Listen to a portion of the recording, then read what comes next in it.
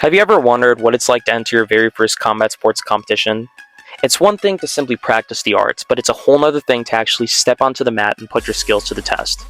Well, through this episode of the arshansamimian show, I'm not only going to be providing you guys with full-length footage on all of my matches for my very first grappling tournament that I'm about to leave to momentarily, but I'll also be providing for you guys full-length commentary and analyses on how I felt I did and the overall takeaways from the experience.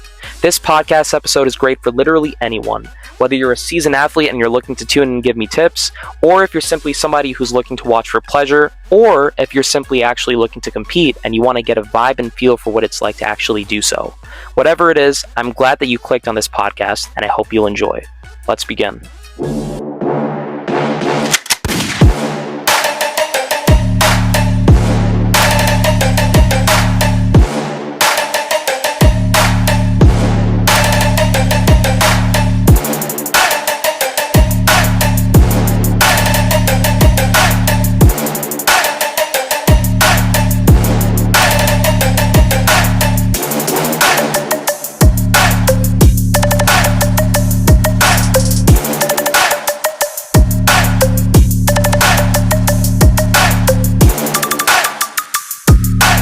Before the match breakdowns begin, I would like to make a quick announcement that if you check out the links in the description, you will find Iron Fist Combat, a combat sports business where we are currently working on developing shin guards, boxing gloves, and hand wraps for those of you who are interested in combat sports. We're trying to make it as optimized as possible for each individual, so if you are looking to get new gear of any sort, please check the links in the description and you will find that just there.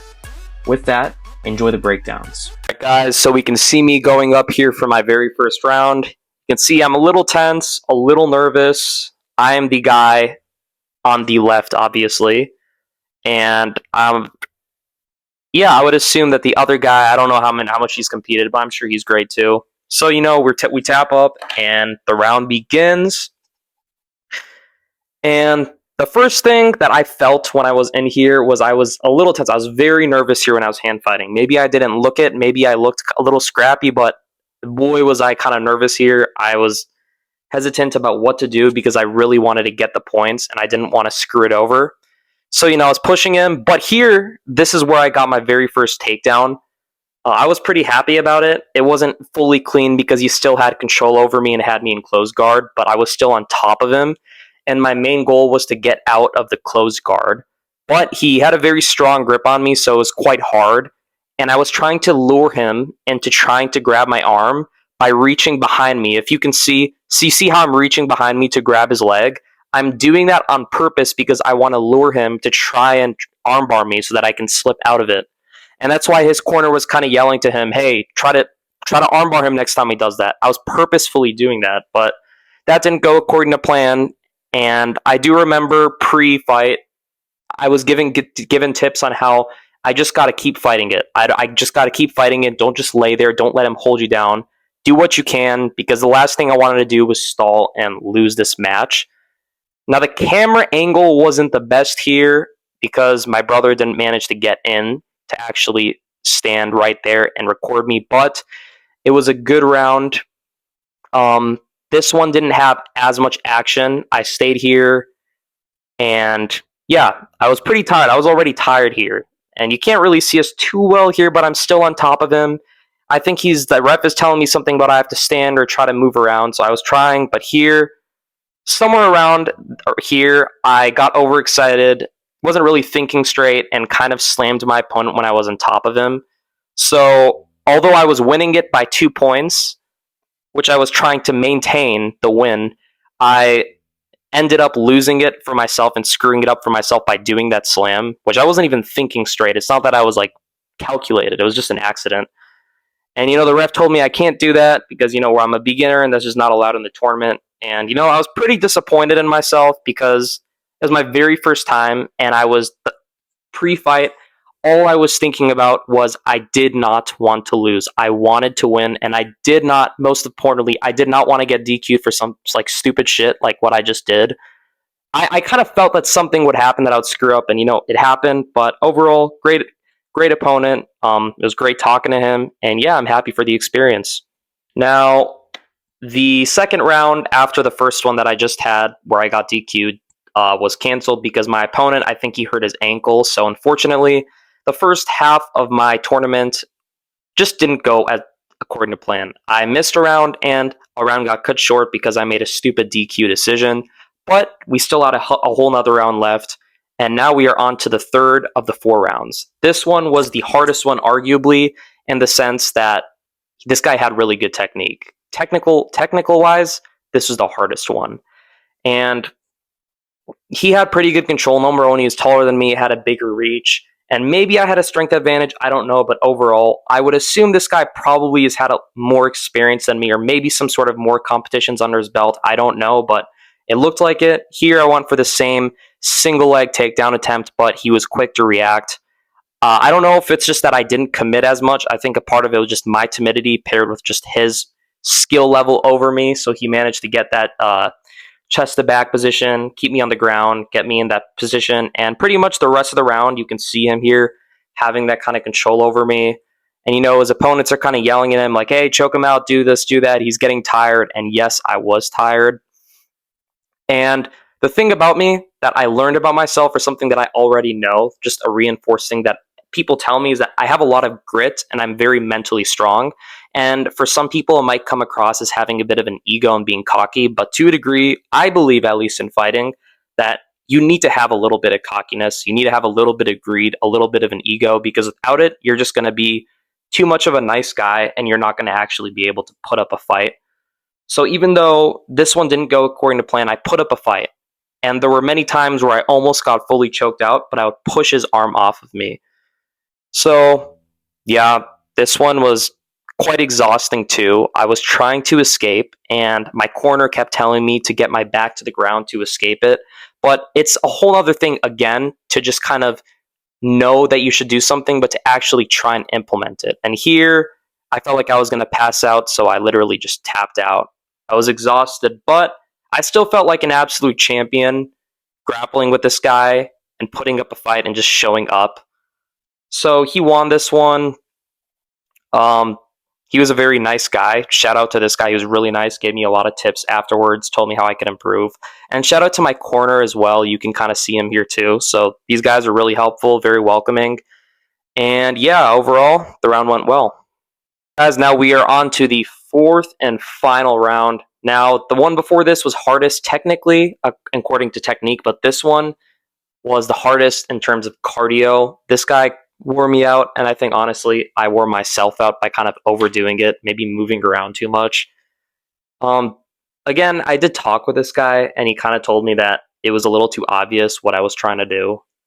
I think that maybe it was too much movement with my shoulders, but every time I went for the single leg takedown, which is kind of my signature move right now, the really the only thing I'm able to fall back on, because I don't know too much yet.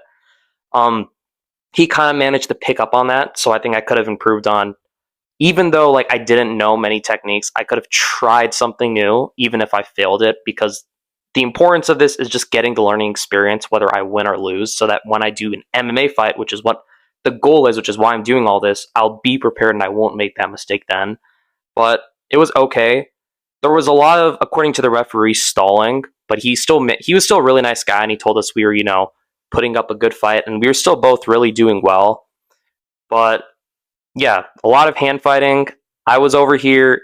You see, I kept just trying to do these takedowns, but I kept failing. Nothing was really happening. And he wasn't doing much. And then, like, both of our corners are kind of yelling to us, like, you got to do something, like, take him down, do this, do that, sweep him. And he kept almost, like, taking me down with these sweeps. And yeah, I was freaking exhausted here. Like, I had almost no energy. I was trying to just hold it together and just look tough. And I felt like a badass, like a champ in this round, but this guy did fuck me up to a degree. He cooked me. I think it was fine. It was pretty even, but yeah. So we were kind of hand fighting a lot, and I guess it's good because you have to learn to hand fight and to stay on your feet, especially in MMA, if that's what you intend to do, if you intend to keep a striking base. So I guess this taught me a lot about like defense, because there were a few times he did grab me and try to get me onto the ground, but I kind of stopped it. I managed to maintain my composure, so I'm pretty happy about that. I did improve in that aspect. I used to be a lot more timid and give in a lot faster and just let him take me down because I was afraid. But even though I was still kind of timid here, and I still kind of, I feel like a part of why I lost wasn't just because of my skill, but also just because like mentally I still am not there yet. Like it's just this kind of like timidity where I know what I have to do, but I'm just not fully going in with it. Like you can see every time I'm kind of fiending for these takedowns, but I'm not fully going in. And then here he kind of stops us because none of us are really doing too much. But because no one was getting a takedown or nothing. And in jiu-jitsu, you kind of have to have more of that action. So we kind of paused it for stalling. And I thought he was about to actually end the round here. So in my mind, I was just like a little pissed. I was like, oh, hell no. But then he just said he was going to continue. And I was kind of asking him what to do here. And he's like, yeah, just more action. Nice guy. And then this is where I really started to mess up. I guess I got anxious that he was going to stop the round. So I just almost on purpose just made myself lose. I went for like a stupid takedown attempt. Like, I don't know why I did this. I don't know why. I guess I was afraid he would just end the round for both of us for stalling. So I went for this like ridiculous, tried to do a single leg, way too predictable. I think it was around here and somewhere soon. Yeah, just somewhere around here. I just completely fumbled the whole round. We were pretty much tied. But then the second the round started, like somewhere around this part, we're doing okay.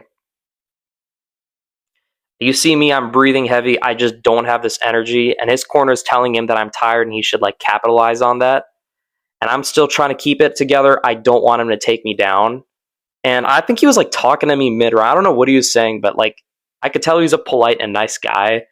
And I just started to feel bad. I was just like, my mind, I was fumbling. I was tired. I just wanted to manage to take this guy down.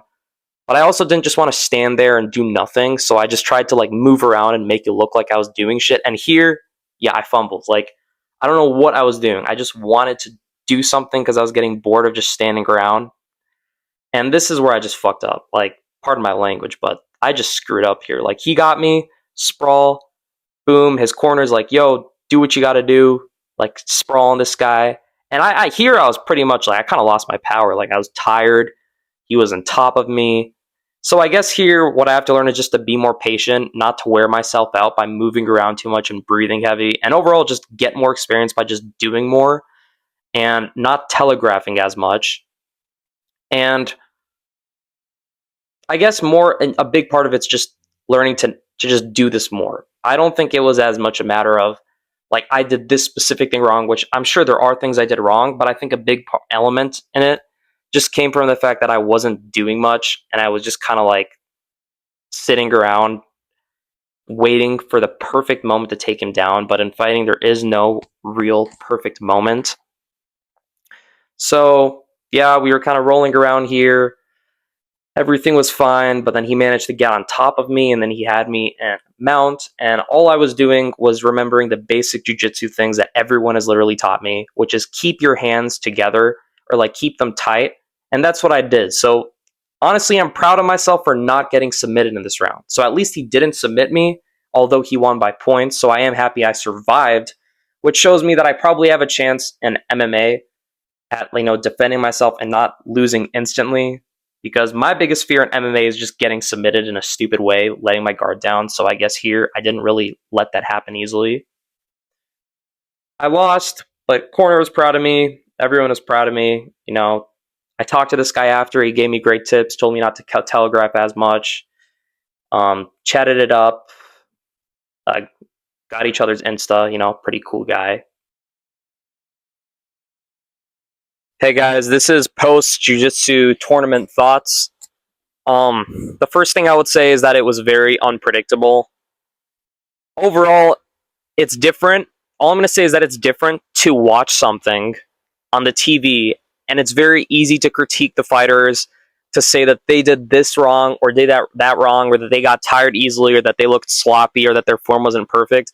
It's a whole other thing to actually be in the setting and feel the jitters, to feel the exhaustion, to feel the nerve-wracking feeling that literally everybody is watching you, and slipping up could be a little embarrassing for you. Overall, it's just a different setting. It's different to be in the setting, to actually walk in there and to know, like, hey, you actually have people that you're competing against, and that you're not always going to have like a coach in your corner 24/7 to be there for you all the time. So I would say it was also very individualistic for me, at least, because I didn't go in with a corner for every single round. I had a couple buddies who were there and one guy that did corner me, who was my buddy, but I didn't formally go in with a coach. So to a degree, I was on my own for a lot of it. The next thing I would say was that it was much more tiring than usual. I normally don't get tired that easily when I'm training, at least when I'm hitting the pads, but particularly with grappling, I do get tired, but not to the degree that I got when I grappled. I mean, I took 2 rest days off before the tournament day today. I rested properly. I ate properly. The days that I trained intensely, but I also gave myself rest. But I don't know, maybe it was just the exhaustion, the fight nerves. I got ridiculously tired, like within 30 seconds of the match, and I wasn't even doing that much. I wasn't overexerting myself. It's just, I don't know, my breath was taking over. I felt like I couldn't really breathe that well. I was breathing too heavy. I was nervous. Every people were watching me. I could hear multiple people on the other guy's side telling him, "Oh, choke him out. Do this, armbar him." And it's just when you have like a million people watching, the noises of people cheering and screaming, all those senses, it can get very exhausting. I would say I mentally drained myself before every single match, so that by the time I actually stepped onto the mat, I felt so just like drained. Like I'd already gone through the match in my mind time after time after time. So I think that's another element of it that people don't talk about just in the fight world, whether it's wrestling, grappling, striking, is that it's different to be in the mind of a competitor than to be the person who's sitting on the sidelines and just saying whatever the hell he wants to say. And that leads me to jitters. It's extremely, at least for me, it was very nerve wracking. I felt very uncomfortable in this setting, at least. I'm normally very cool being in crowded settings. It doesn't matter to me, but when I'm the one who's going to be in the spotlight and there's like a ton of people watching me, I don't want to embarrass myself. And I kind of think I did a little bit because if you see here, this is the, I think, jujitsu underwear, like the tight thing. And apparently in tournaments, you're supposed to wear a set of like actual, just like looser shorts on top of it. But I wasn't aware of that. I did my research. I guess that's just something I happened to miss. I guess on anyone's first tournament, it's just bound to happen. You're going to miss something.